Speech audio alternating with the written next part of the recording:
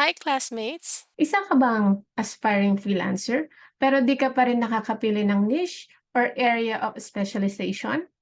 Gusto mo bang malaman kung bakit kailangan pang mag-niche down? Kung pwede naman maging all-around or generalist? Pag-usapan natin yan sa video na to.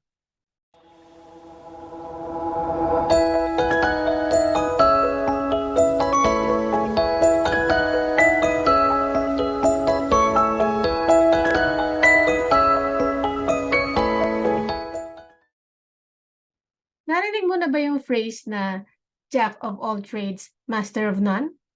Or yung mag-specialize ka para tumaas yung rate mo? Kung oo, naku, hindi ka nag-iisa. I, for one, have experienced being a generalist. And believe me, hindi siya rewarding personally and financially.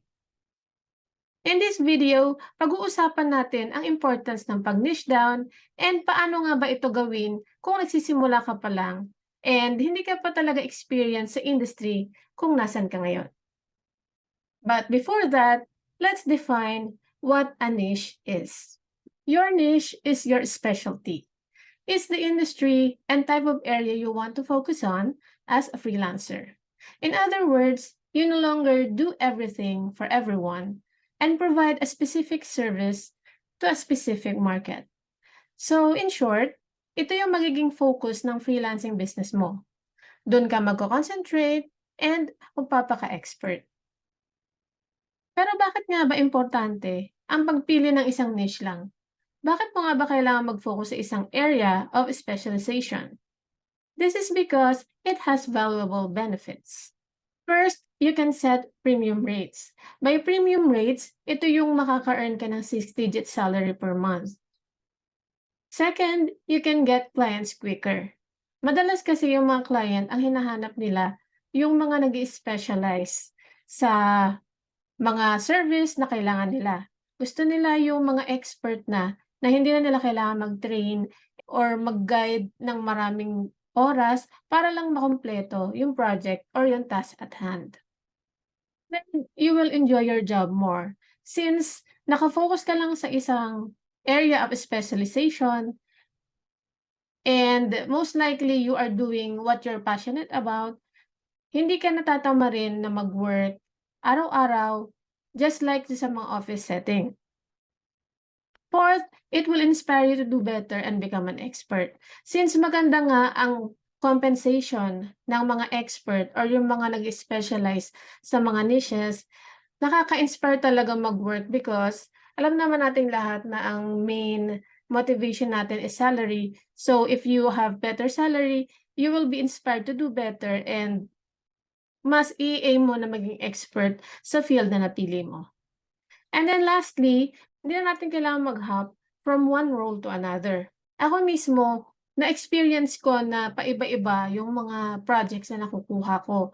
Which means sometimes nakakalito siya and you don't know what to focus on. So kapag nag-focus ka lang sa isang area of specialization, hindi mo na kailangan magpaiba-iba ng mga ginagawa, dun ka na lang sa mga usual task mo nakafocus.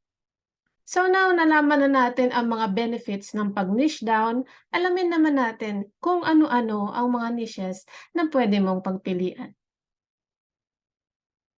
So here we have virtual assistants, social media management, copywriting, e-commerce, graphic design, video editing, UI or user interface, UX or user experience design, web development, web design, and digital marketing.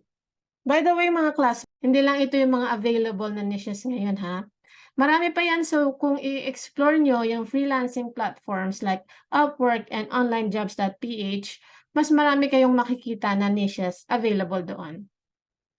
So ngayon alam na natin ang niches available, i-discuss naman natin paano nga ba malaman kung ano ang niche na para sa'yo. So it's practically simple. Ask yourself these 5 questions. So ang first question na dapat itanong natin sa sarili natin ay, what do I already know? So it's better na mag-start tayo kung ano yung alam na natin. So finding your niche in freelancing can be tough, especially if you're new to it. But you can always start with what you already know. So itanong mo lang sa sarili mo, is there a skill you know that you can leverage? What are your interests? So take a look at all the projects, accomplishments, and skills that made up your work experience. And this is where you'll find what you're good at and what interests you. For example, nakapag-work ka as a bookkeeper and may alam ka sa accounting. So, mas okay na mag-start tayo dun sa mga skills na meron na tayo because it takes time din para mag-upskill. So, what is upskill? Yun yung pag-add ng mga skills sa ating current skill sets.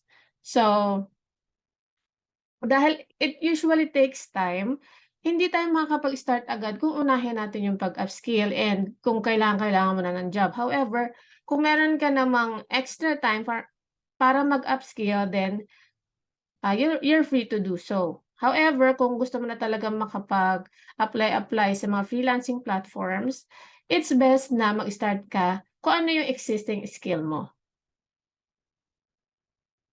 The second question to ask yourself is, what am I good at? So ngayon, alam mo na yung mga industries na pwede mong pasukin.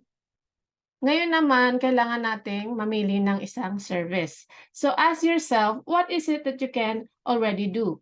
Magaling ka ba sa writing? Marunong ka bang mag-code?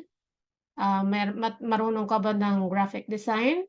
So figure out what it is that makes you different from other people in your field and focus on that. Kung hindi ka pa sure kung ano ang gagawin mo, try ka muna ng mga small jobs with one client before moving on to more advanced projects. This will give them a chance to see what kind of work they can expect from you and whether or not it's worth investing more time and money into your business relationship. So the third question is, what do I enjoy doing? Kung meron ka ng ginagawa na nakakapag-earn sa'yo ng money, then it's not going to be much fun for long. So take some time to think about what makes you happy and what excites you. Ano yung mga things na nakakapagpa-happy sa puso mo? Then see if there are ways that you can incorporate those things into your freelance life. For example, kung ang passion mo ay writing, look at all the different ways na ma-incorporate mo yung writing sa freelancing career mo. Kaya mo ba magsulat ng articles or blog post? or other forms of written materials? Or maybe, merong other ways na pwede mo siyang ma-incorporate sa pag-work mo online, such as proofreading or editing other people's work. So, kapag na-figure out mo na to, isipin mo lang kung paano mo siya ma-fit dun sa work environment or dun sa work or services na in-offer mo, and then mafi-figure out mo na din kung ano yung mga na-e-enjoy mo na gawin sa pang-araw-araw. The first question will be, is there a market for my niche? Of course, pag namili tayo ng niche natin, dapat in demand din siya. Hindi lang basta namili tayo ng passion natin, kasi pagka ginawa natin na namili tayo ng hindi naman in demand na niche, parang it beats the purpose na rin ng pagpasok natin sa freelancing industry. So, for example, if you're a writer, you want to write about benefits of eating healthy foods, is there even an audience for that? Or are you better off writing something else?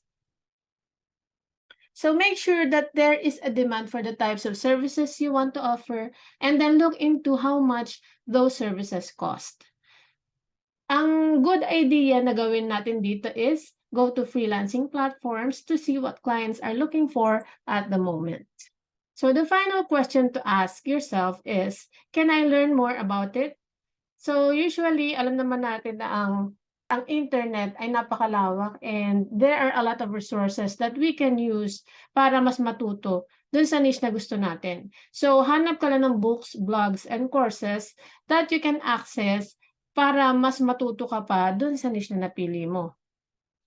I highly recommend na mag-enroll kayo sa mga paid courses like yung ino-offer ng Stellar Freelancing Academy because you will learn more about your chosen niche and you can start from the basics up to the more advanced lessons na dapat mo matutunan para mas maging better ka pa sa niche na napili mo. Sabi nga, a niche is about finding the sweet spot between your interests and the market's needs. You will have to research and look around, but once you find it, it will be well worth the time spent. So ito yung mga tanong na hopefully nakatulong sa inyo sa pagpili ng niche. Pero I actually have additional tips sa pagpili ng niche. So here we have combine two of your interests and find a niche that's profitable. For example, if you are good at writing and then you are also passionate about graphic design, you can offer both services. As for me, katulad ng ginagawa ko, I offer writing and then I design graphics. Usually naman kailangan ng mga blog posts and web content na mga graphics. So if you can combine both of your interests, that's a win-win situation. And mas malaki din yung kikitain mo in the long run. The second is, try out a few different niches. So kapag nahirapan nga talaga mamili ng isang area of specialization, you can try out a few industries para matest mo lang kung ano yung mga na-enjoy mo na gawin. So once na-try mo na yung mga different tasks online, most likely makakapili ka na ng niche na gusto mo. And then third, look at your competitors. Tingnan lang natin yung mga other freelancers kung anong ginagawa nila and ano ba yung mga usual na style nila sa pag-o-offer ng services. From there, most likely matututo rin tayo kung anong style ang dapat natin gawin for our freelancing business. And then fourth, find out the trends and go with it. Usually kasi, may mga trends na mas profitable sa different times. So for example, ngayon patok ang TikTok. So if you're good at it and you know how to create videos sa TikTok, I suggest na try mong maging TikTok social media manager. Because I believe na mas ma-enjoy mo yun if your interest lies on that specific niche. And then the fifth and final tip is choose a niche and try it out for 30 days. So sometimes kailangan talaga natin experiment yung mga niche na available para matry lang talaga natin kung karapat-dapat ba sa atin yung niche na yun. So I believe pag 30 days na try natin yan, makaka-decide ka na yan. Kasi na-test mo na siya ng very thoroughly and you have learned the ins and outs and the pros and cons of that specific niche. So that's all mga classmates. I hope na nakatulong itong video na ito sa pagpili ng niche sa freelancing.